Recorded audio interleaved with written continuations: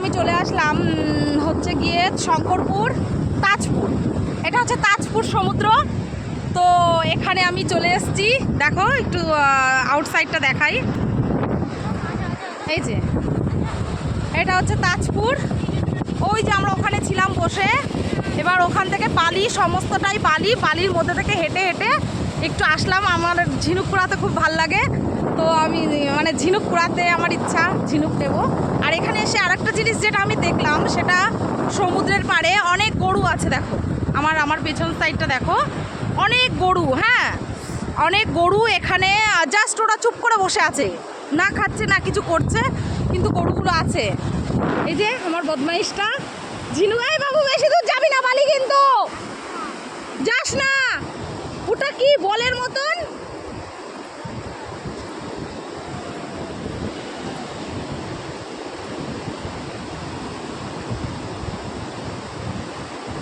কোনো একটা ঘট না কি হবে বাবু।